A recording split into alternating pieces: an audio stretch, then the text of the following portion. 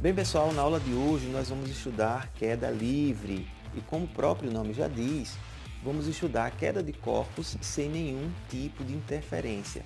Vamos desconsiderar, inclusive, a própria resistência do ar.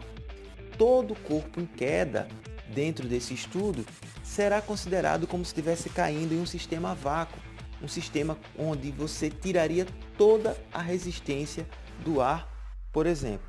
Então, dentro desse contexto, nós podemos fazer a seguinte pergunta: se soltarmos do topo de um prédio um elefante e uma formiga, qual dos dois cairia no chão primeiro? Bem, fazer esse experimento com o elefante e com a formiga é um pouco complicado, mas podemos fazer como Galileu. A história de Galileu é uma história bem interessante. Valeria muito a pena discutir nessa aula, mas nesse momento não é o nosso objetivo.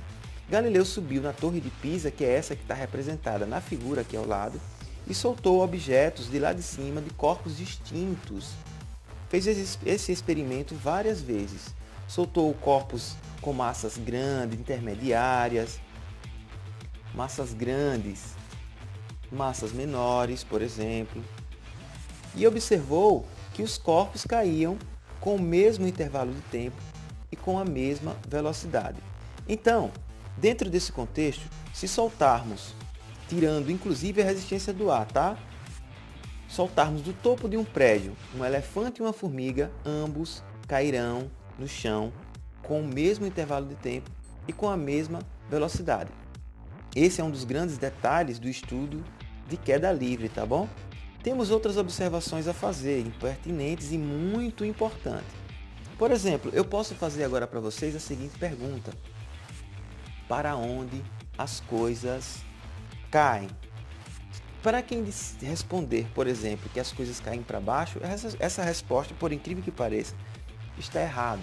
As coisas não caem para baixo, as coisas caem para o centro da Terra, porque a ideia de baixo ou cima, ela depende de um referencial. Tá bom? Então, para quem tiver, por exemplo, desse polo aqui da Terra, quem tiver aqui está de cabeça para baixo. Então, se um objeto estivesse caindo nesse sentido para alguém que estivesse aqui em cima, que está com a cabeça apontando para lá, esse corpo estaria caindo para cima, né? Então, as coisas não caem para baixo nem para cima. As coisas caem sempre para o centro da Terra, do jeito que as setas estão apontando, tá bom? E essas coisas, elas caem com uma determinada aceleração. Essa aceleração que eu vou apresentar para vocês agora. Então, considere esse estudo, tá bom? Que as coisas caem sempre para o centro da Terra e que nós vamos desconsiderar qualquer tipo de resistência nos corpos em queda, tá bom? Então, vamos lá. Uma das coisas que nós precisamos saber, e é muito importante, é que todo corpo em queda livre, ele cai com uma aceleração que vamos chamar de g, que ela tem um valor de aproximadamente 10 metros por segundo ao quadrado. Estudar a gravidade também é muito interessante, porque envolve Galileu, envolve Newton, e envolve também outros cientistas. Mas, como não é o nosso objetivo nesse momento, nós vamos entender que a aceleração de queda dos corpos é g e ela tem o valor de aproximadamente 10 metros por segundo ao quadrado, tá bom? Vamos fazer essas considerações para iniciar os nossos estudos, beleza? Em nossos estudos, nós vamos entender que a gravidade, ela não depende da massa do corpo, tá bom? Pode ser um elefante ou uma formiga, desde que solto do topo de um prédio, por exemplo, desconsiderando a resistência do ar, a aceleração da gravidade será a mesma para os dois corpos, tá bom? Outra ideia que a gente tem que considerar é que, considerando que dois corpos sejam soltos da mesma altura e no mesmo intervalo de tempo, a velocidade e o tempo de queda é igual para ambos os corpos, tá bom? Essas coisas são interessantes e precisamos entender. E agora nós podemos falar, por exemplo, sobre as equações de queda livre.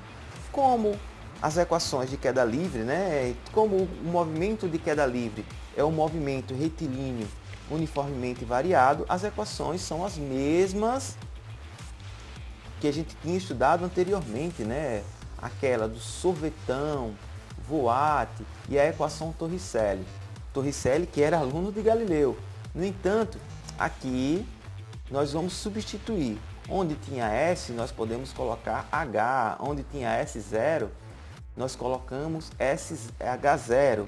V, V0 e no lugar da aceleração, colocamos o G. Algumas pessoas substituem o próprio S. Coloca S igual a S0 mais V0t mais GT ao quadrado sobre 2. Não tem problema nenhum, tá? Devemos ficar atento que nesse caso, nós substituímos a aceleração, que lá no movimento retilíneo uniforme, quando estávamos estudando a equação do sorvete, a equação do Voat, a equação do sorvetão, sempre tínhamos A. Agora não, nós temos o nosso querido G, que é a nossa gravidade, que tem um valor de aproximadamente 10 metros por segundo ao quadrado, tá bom?